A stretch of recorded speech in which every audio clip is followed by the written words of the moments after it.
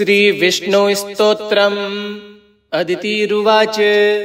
नमः कृत्यार्तिनाशाय नमः पुष्करमालिने नमः परमकल्याणायादिवेधसे नमः पंकजनेत्राय नमः पंकजनाभये नमः पंकजसंभूति संभवायात्मयोनये श्रियः कान्ताय दान्ताय दान्तदृश्याय चक्रिणे नमः पद्मासि हस्ताय नमः कनकरेतसे तथात्मज्ञानयज्ञाय योगचिन्त्याय योगिने निर्गुणाय विशेषाय हरये ब्रह्मरूपिणे जगच्चतिष्ठते यत्र जगतो यो न दृश्यते नमः स्थूलातिसूक्ष्माय तस्मै देवाय सांकिणे यं न पश्यन्ति पश्यन्तो जगदप्यखिलं नरः अपश्यर्दिर्जगद्धस्य दृश्यते हृदि संस्थितः बहिर्ज्योतिर्लक्ष्यो यो लक्ष्यते ज्योतिषः पर यस्मिन्नेव यतश्चैव यश्चैदखिलं जगत् तस्मै समस्त जगता मम राय नमो नमः।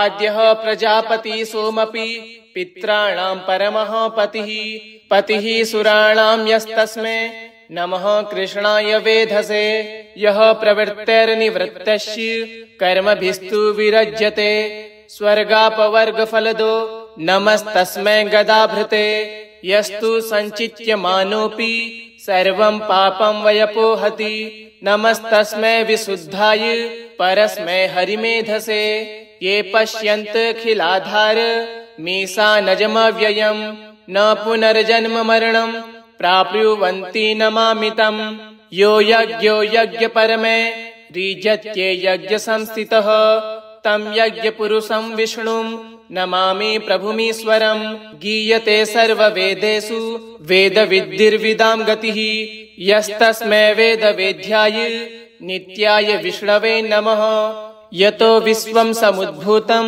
यस्मिन् प्रलयमेष्यति विश्वोद्भव प्रतिष्ठाय नमस्तस्मै महात्मने आब्रह्मस्तम्भपर्यन्तं व्याप्तं येन चराचरं मायाजालसमुन्नद्धं तमुपेन्द्रं नमाम्यहं योऽत्र तोयस्वरूपस्थो बिभर्त्यखिलमीश्वर विश्वं विश्वपतिं विष्णुं तं नमामि प्रजापतिम् मूर्तं तमोसुरमयं तदिदो विनिहन्ति यः रात्रिजं सूर्यरूपी च तमुपेन्द्रं नमाम्यहं यस्याशिनी चन्द्रसूर्यो सर्वलोकशुभाशुभं पश्यतः कर्म सततं तमुपेन्द्रं नमाम्यहं यस्मिन् सर्वेश्वरे सर्वं सत्यमेतं ययोदितं नानृतं तमजं विष्णुं नमामि प्रभुमव्ययम् यद्येतत् सत्यमुक्तं मे भूयश्चातो जनार्दन सत्येन तेन सकलः पूर्यन्तां मे मनोरथः। नमः कृत्यार्तिनाशाय नमः पुष्करमालिने नमः परमकल्याणायादिवेधसे नमः पंकजनेत्राय नमः पंकजनाभये नमः पंकजसंभूति संभवायात्मयोनये श्रियः कान्ताय दान्ताय दान्तदृश्याय चक्रिणे नमः पद्मासि हस्ताय नमः कनकरेतसे तथात्मज्ञानयज्ञाय योगचिन्त्याय योगिने निर्गुणाय विशेषाय हरये ब्रह्मरूपिणे जगच्चतिष्ठते यत्र जगतो यो न दृश्यते नमः स्थूलातिसूक्ष्माय तस्मै देवाय सांकिणे यं न पश्यन्ति पश्यन्तो जगदप्यखिलं नरः अपश्यर्दिर्जगद्धस्य दृश्यते हृदि संस्थितः बहिर्ज्योतिर्लक्ष्यो यो लक्ष्यते ज्योतिषः पर यस्मिन्नेव यतश्चैव यश्चैदखिलं जगत् तस्मै समस्त जगता मम राय नमो नमः। आद्यः प्रजापति सोमपि पित्राणां परमः पतिः सुराणां यस्तस्मै नमः कृष्णाय वेधसे यः प्रवृत्तिर्निवृत्तस्य कर्मभिस्तु विरज्यते स्वर्गापवर्गफलदो नमस्तस्मै गदाभृते यस्तु सञ्चित्यमानोऽपि सर्वं पापं व्यपोहति नमस्तस्मै विशुद्धाय परस्मै हरिमेधसे। ये पश्यन्तखिलाधार मीशानजमव्ययं न पुनर्जन्म मरणं प्राप्नुवन्ति नमामि तं। यो यज्ञो यज्ञपरमे रीजत्ये यज्ञसंस्थितः तं यज्ञपुरुषं विष्णुं नमामि प्रभुमीश्वरं। गीयते सर्ववेदेषु वेदविद्धिर्विदां गतिः यस्तस्मै वेदवेद्याय नित्याय विष्णवे नमः। यतो विश्वं समुद्भूतं यस्मिन् प्रलयमेष्यति विश्वोद्भव प्रतिष्ठाय नमस्तस्मै महात्मने। आब्रह्मस्तम्भ पर्यन्तं व्याप्तं येन चराचरं मायाजाल समुन्नन्धं तमुपेन्द्रं नमाम्यहम्। योऽत्र तोय स्वरूपस्थो बिभर्त्यखिलमीश्वर विश्वं विश्वपतिं विष्णुं तं नमामि प्रजापतिम्। मूर्तं तमोसुरमयं तदिदो विनिहन्ति यः रात्रिजं सूर्यरूपी च तमुपेन्द्रं नमाम्यहम्। यस्याशिनी चन्द्रसूर्यो सर्वलोकशुभाशुभं पश्यतः कर्म सततं तमुपेन्द्रं नमाम्यहम्। यस्मिन् सर्वेश्वरे सर्वं सत्यमेतं ययोदितं नानृतं तमजं विष्णुं नमामि प्रभुमव्ययम्। यद्येतत् सत्यमुक्तं मे भूयश्चातो जनार्दन सत्येन तेन सकलः पूर्यन्तां मे मनोरथः। नमः कृत्यार्तिनाशाय नमः पुष्करमालिने नमः परमकल्याणायादिवेधसे। नमः पङ्कजनेत्राय नमः पङ्कजनाभये नमः पङ्कजसम्भूति सम्भवायात्मयोनये। श्रियः कान्ताय दान्ताय दान्तदृश्याय चक्रिणे नमः पद्मासि हस्ताय नमः कनकरेतसे। तथात्मज्ञानयज्ञाय योगचिन्त्याय योगिने निर्गुणाय विशेषाय हरये ब्रह्मरूपिणे। जगच्चतिष्ठते यत्र जगतो यो न दृश्यते नमः स्थूलातिसूक्ष्माय तस्मै देवाय सांकिणे। यं न पश्यन्ति पश्यन्तो जगदप्यखिलं नरः अपश्यर्दिर्जगद्धस्य दृश्यते हृदि संस्थितः। बहिर्ज्योतिर्लक्ष्यो यो लक्ष्यते ज्योतिषः पर यस्मिन्नेव यतश्चैव यश्चैदखिलं जगत् तस्मै समस्तजगता मम राय नमो नमः।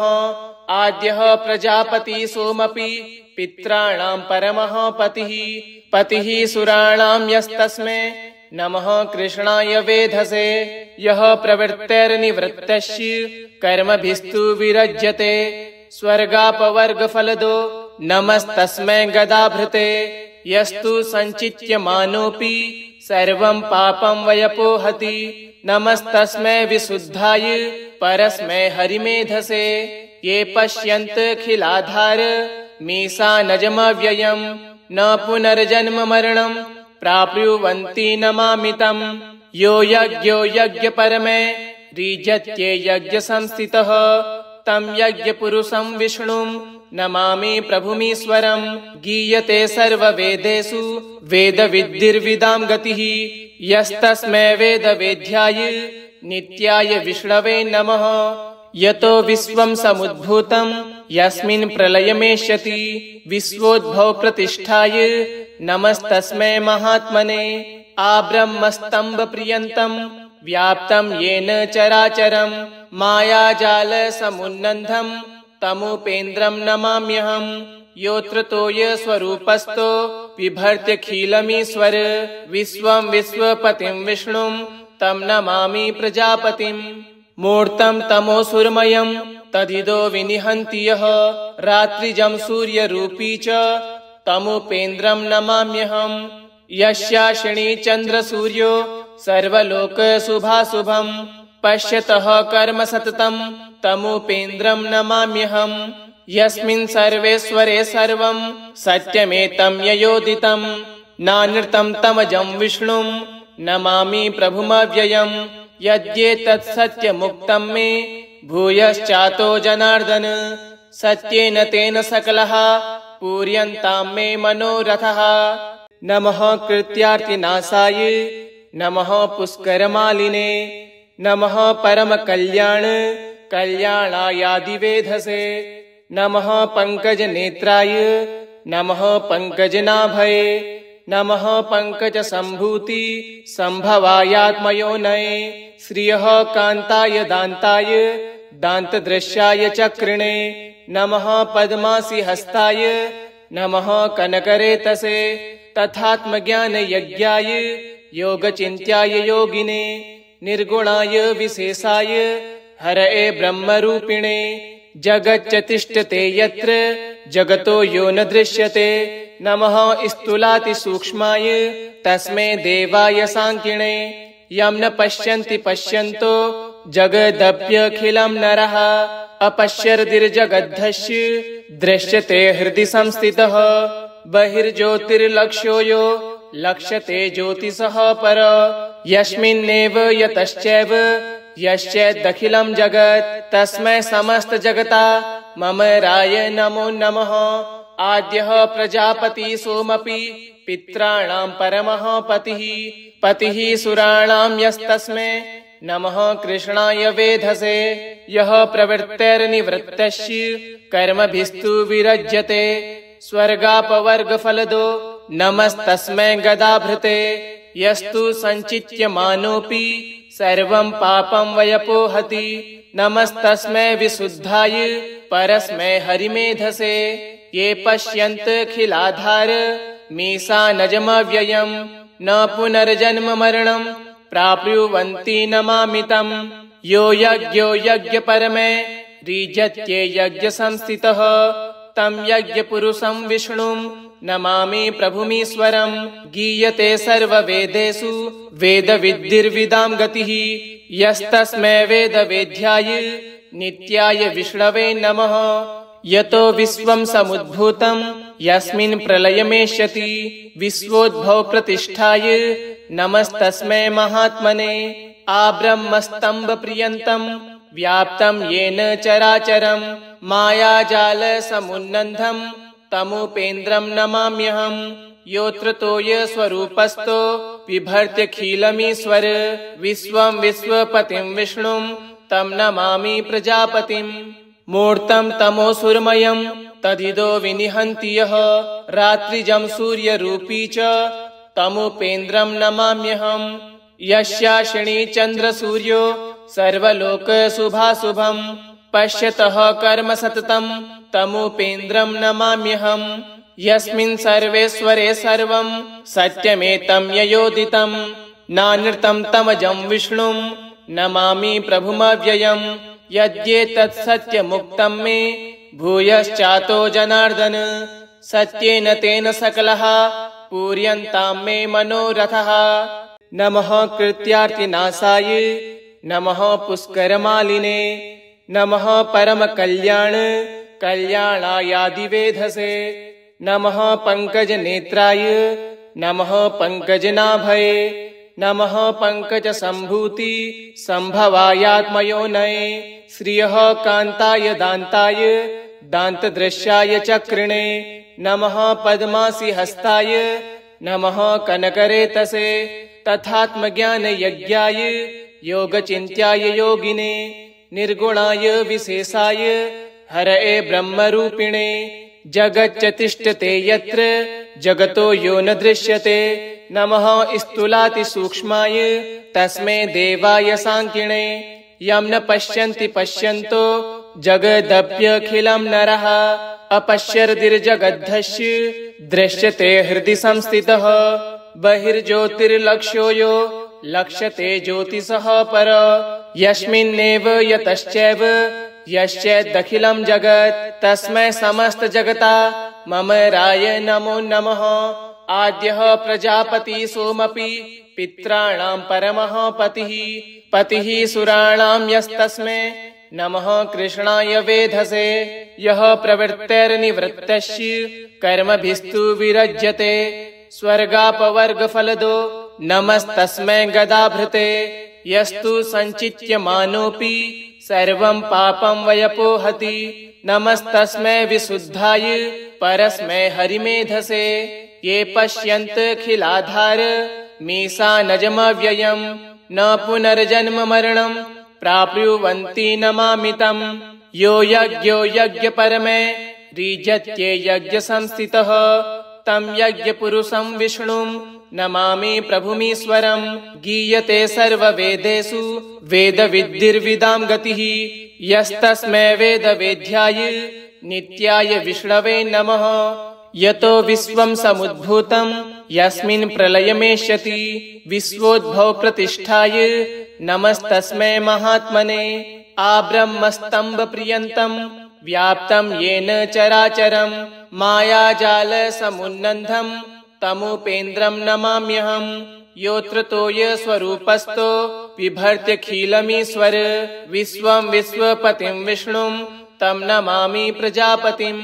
मूर्तं तमोसुरमयं तदिदो विनिहन्ति यः रात्रिजं सूर्यरूपी च तमुपेन्द्रं नमाम्यहम्। यस्याशिनी चन्द्रसूर्यो सर्वलोकशुभाशुभं पश्यतः कर्म सततं तमुपेन्द्रं नमाम्यहम्।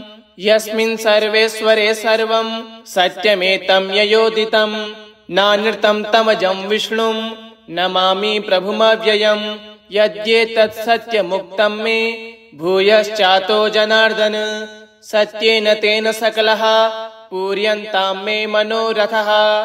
नमः कृत्यार्तिनाशाय नमः पुष्करमालिने नमः परमकल्याण कल्याणायादिवेधसे नमः पंकजनेत्राय नमः पंकजनाभये नमः पंकजसम्भूति संभवायात्मयोनये श्रियः कान्ताय दान्ताय दान्तदृश्याय चक्रिणे नमः पद्मासि हस्ताय नमः कनकरेतसे तथात्मज्ञानयज्ञाय योगचिन्त्याय योगिने निर्गुणाय विशेषाय हरये ब्रह्मरूपिणे जगच्चतिष्ठते यत्र जगतो यो न दृश्यते नमः स्थूलातिसूक्ष्माय तस्मै देवाय सांकिणे यं न पश्यन्ति पश्यन्तो जगदप्यखिलं नरः अपश्यर्दिर्जगद्धस्य दृश्यते हृदि संस्थितः बहिर्ज्योतिर्लक्ष्यो यो लक्ष्यते ज्योतिषः पर यस्मिन्नेव यतश्चैव यश्चैदखिलं जगत् तस्मै समस्त जगता मम राय नमो नमः।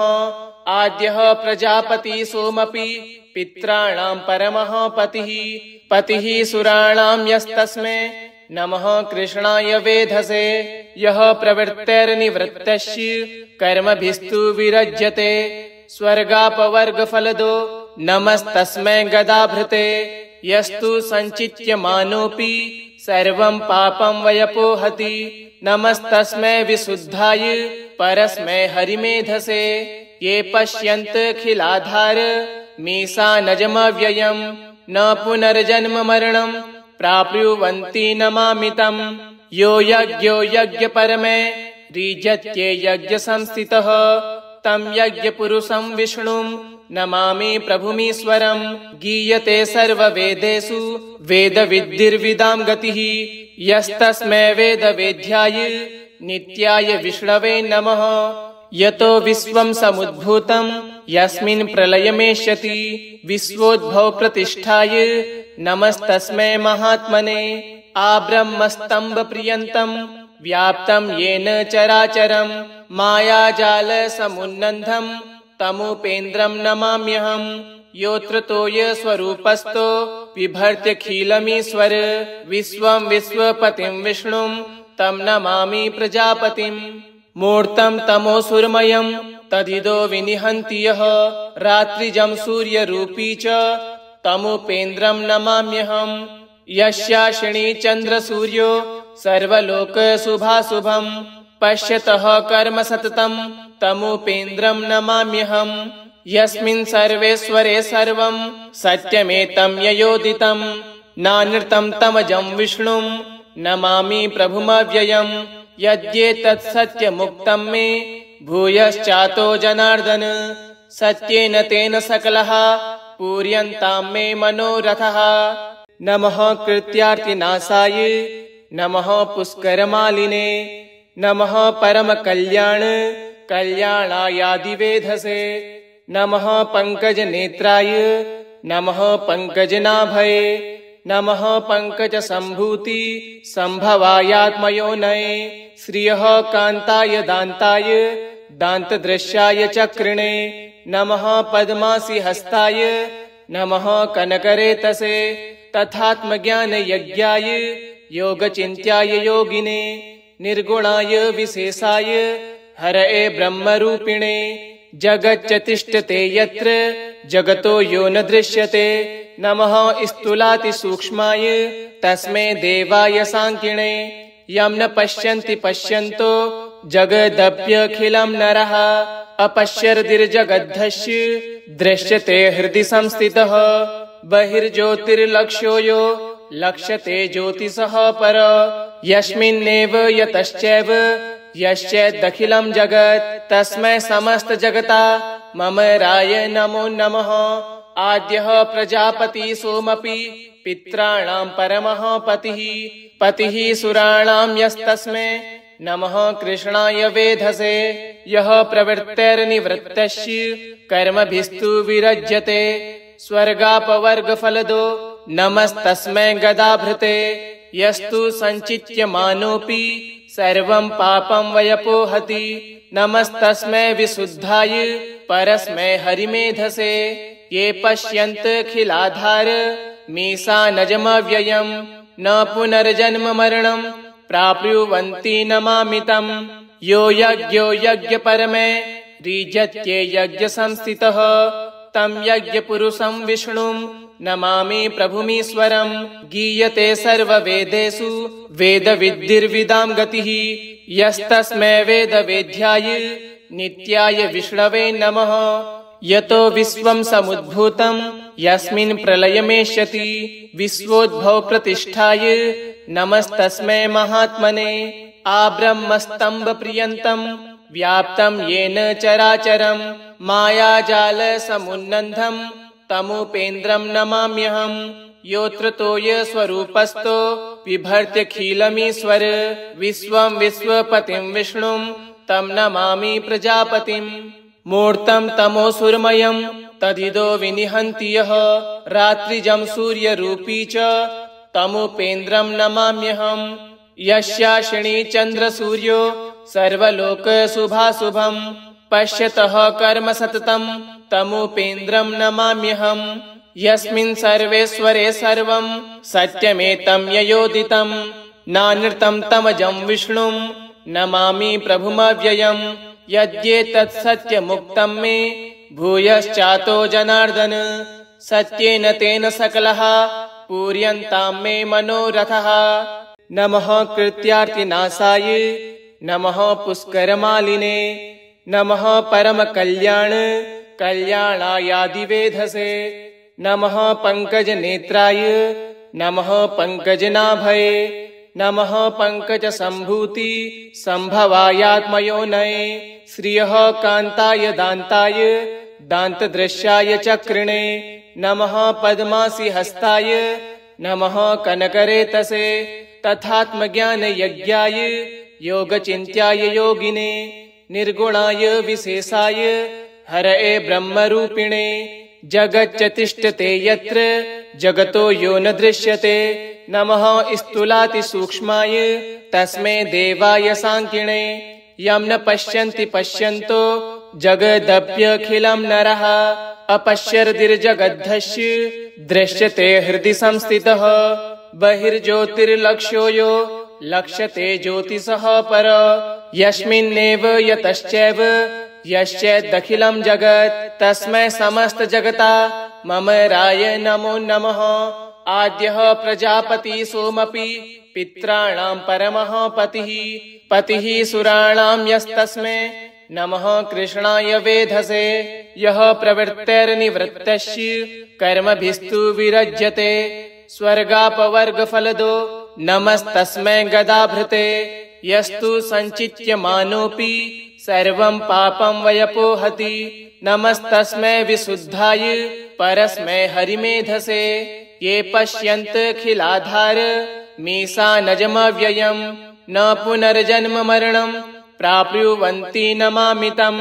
यो यज्ञो यज्ञपरमे रीजत्ये यज्ञसंस्थितः तं यज्ञपुरुषं विष्णुं नमामि प्रभुमीश्वरम्।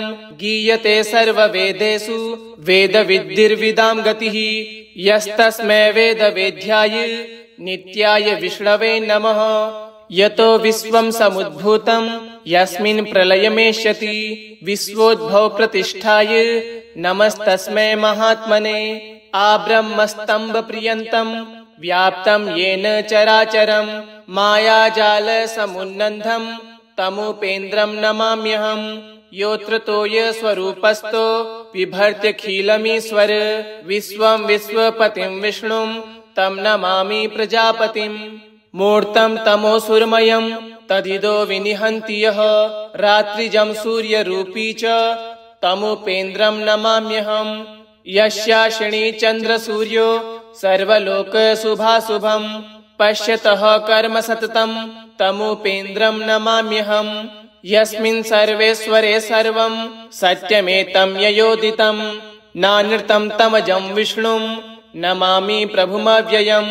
यद्येतत् सत्यमुक्तं मे भूयश्चातो जनार्दन सत्येन तेन सकलः पूर्यन्तां मे मनोरथः। नमः कृत्यार्तिनाशाय नमः पुष्करमालिने नमः परमकल्याण कल्याणायादिवेधसे नमः पंकजनेत्राय नमः पंकजनाभये नमः पंकजसम्भूति संभवायात्मयोनये श्रियः कान्ताय दान्ताय दान्तदृश्याय चक्रिणे नमः पद्मासि हस्ताय नमः कनकरेतसे तथात्मज्ञानयज्ञाय योगचिन्त्याय योगिने निर्गुणाय विशेषाय हरये ब्रह्मरूपिणे जगच्चतिष्ठते यत्र जगतो यो न दृश्यते नमः स्थूलातिसूक्ष्माय तस्मै देवाय सांकिणे यं न पश्यन्ति पश्यन्तो जगदप्यखिलं नरः अपश्यर्दिर्जगद्धस्य दृश्यते हृदि संस्थितः बहिर्ज्योतिर्लक्ष्यो यो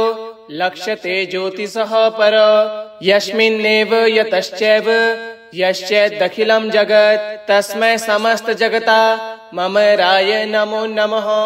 आद्यः प्रजापति सोमपि पित्राणां परमः पतिः पतिः सुराणां यस्तस्मै नमः कृष्णाय वेधसे यः प्रवृत्तिर्निवृत्तस्य कर्मभिस्तु विरज्यते स्वर्गापवर्गफलदो नमस्तस्मै गदाभृते यस्तु सञ्चित्यमानोऽपि सर्वं पापं वयपोहति नमस्तस्मै विशुद्धाय परस्मै हरिमेधसे ये पश्यन्तखिलाधार मीशानजमव्ययं न पुनर्जन्म मरणं प्राप्नुवन्ति नमामि तम्।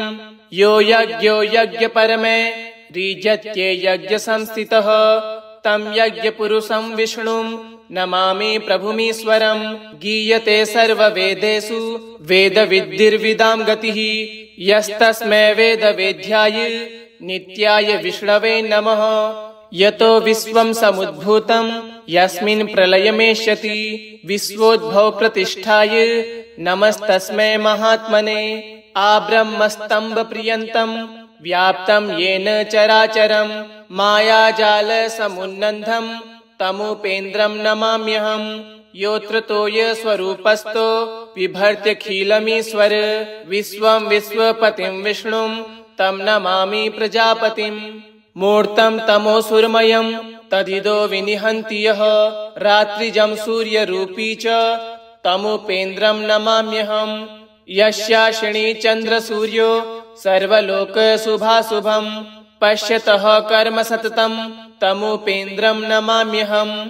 यस्मिन् सर्वेश्वरे सर्वं सत्यमेतं ययोदितं नानृतं तमजं विष्णुं नमामि प्रभुमव्ययम्। यद्येतत् सत्यमुक्तं मे भूयश्चातो जनार्दन सत्येन तेन सकलः पूर्यन्तां मे मनोरथः। नमः कृत्यार्तिनाशाय नमः पुष्करमालिने नमः परमकल्याण कल्याणायादिवेधसे नमः पङ्कजनेत्राय नमः पङ्कजनाभये नमः पङ्कजसम्भूति सम्भवायात्मयोनये श्रियः कान्ताय दान्ताय दान्तदृश्याय चक्रिणे नमः पद्मासि हस्ताय नमः कनकरेतसे तथात्मज्ञानयज्ञाय योगचिन्त्याय योगिने निर्गुणाय विशेषाय हरये ब्रह्मरूपिणे जगच्च तिष्ठते यत्र जगतो यो न दृश्यते नमः स्थूलातिसूक्ष्माय तस्मै देवाय सांकिणे यं न पश्यन्ति पश्यन्तो जगदप्यखिलं नरः अपश्यर्दिर्जगद्धस्य दृश्यते हृदि संस्थितः बहिर्ज्योतिर्लक्ष्यो यो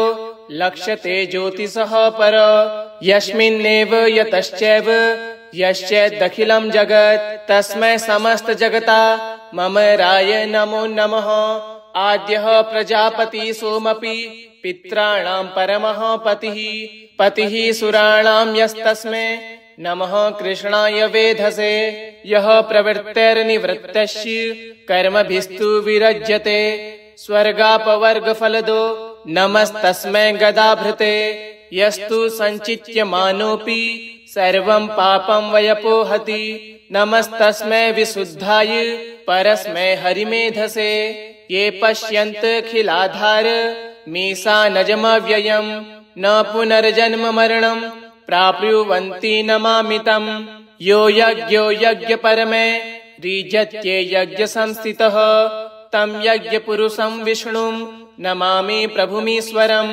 गीयते सर्ववेदेषु वेदविद्धिर्विदां गतिः यस्तस्मै वेदवेद्याय नित्याय विष्णवे नमः यतो विश्वं समुद्भूतं यस्मिन् प्रलयमेष्यति विश्वोद्भवप्रतिष्ठाय नमस्तस्मै महात्मने आब्रह्मस्तम्भपर्यन्तं व्याप्तं येन चराचरं मायाजालसमुन्नन्धं तमुपेन्द्रं नमाम्यहं योऽत्र तोयस्वरूपस्थो बिभर्त्यखिलमीश्वर विश्वं विश्वपतिं विष्णुं तं नमामि प्रजापतिम् मूर्तं तमोसुरमयं तदिदो विनिहन्ति यः रात्रिजं सूर्यरूपी च तमुपेन्द्रं नमाम्यहं यस्याशिनी चन्द्रसूर्यो सर्वलोकशुभाशुभं पश्यतः कर्म सततं तमुपेन्द्रं नमाम्यहं यस्मिन् सर्वेश्वरे सर्वं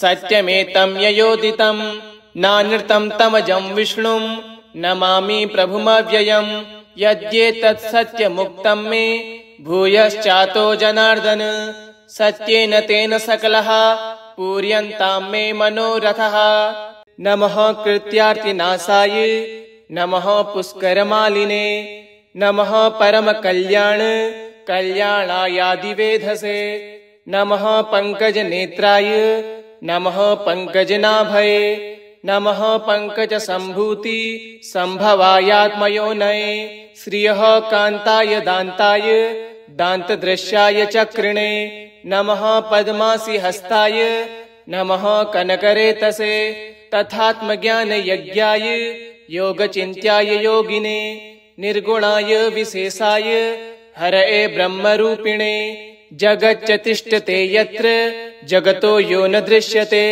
नमः स्थूलातिसूक्ष्माय तस्मै देवाय सांकिणे यं न पश्यन्ति पश्यन्तो जगदप्यखिलं नरः अपश्यर्दिर्जगद्धस्य दृश्यते हृदि संस्थितः बहिर्ज्योतिर्लक्ष्यो यो लक्ष्यते ज्योतिषः पर यस्मिन्नेव यतश्चैव यश्चैदखिलं जगत् तस्मै समस्त जगता मम राय नमो नमः आद्यः प्रजापति सोमपि पित्राणां परमः पतिः सुराणां यस्तस्मै नमः कृष्णाय वेधसे यः प्रवृत्तैर्निवृत्तस्य कर्मभिस्तु विरज्यते स्वर्गापवर्गफलदो नमस्तस्मै गदाभृते यस्तु सञ्चित्यमानोऽपि सर्वं पापं व्यपोहति नमस्तस्मै विशुद्धाय परस्मै हरिमेधसे ये पश्यन्तखिलाधार मीशानजमव्ययम् न पुनर्जन्म मरणं प्राप्नुवन्ति नमामि तम् यो यज्ञो यज्ञपरमे रीजत्ये यज्ञसंस्थितः तं यज्ञपुरुषं विष्णुं नमामि प्रभुमीश्वरम्। गीयते सर्ववेदेषु वेदविद्धिर्विदां गतिः यस्तस्मै वेदवेद्याय नित्याय विष्णवे नमः। यतो विश्वं समुद्भूतं यस्मिन् प्रलयमेष्यति विश्वोद्भव प्रतिष्ठाय नमस्तस्मै महात्मने। आब्रह्मस्तम्भ पर्यन्तं व्याप्तं येन चराचरं मायाजाल समुन्नन्धं तमुपेन्द्रं नमाम्यहम्। योऽत्र तोयस्वरूपस्थो बिभर्त्यखिलमीश्वर विश्वं विश्वपतिं विष्णुं तं नमामि प्रजापतिम्। मूर्तं तमोसुरमयं तदिदो विनिहन्ति यः रात्रिजं सूर्यरूपी च तमुपेन्द्रं नमाम्यहम्। यस्याशिनी चन्द्रसूर्यो सर्वलोकशुभाशुभं पश्यतः कर्म सततं तमुपेन्द्रं नमाम्यहम्। यस्मिन् सर्वेश्वरे सर्वं सत्यमेतं ययोदितं नानृतं तमजं विष्णुं नमामि प्रभुमव्ययम्। यद्येतत् सत्यमुक्तं मे भूयश्चातो जनार्दन सत्येन तेन सकलः पूर्यन्तां मे मनोरथः। इति श्री विष्णुस्तोत्रम् श्रीनारायणार्पणमस्तु। ओम श्रीनारायणाय नमः।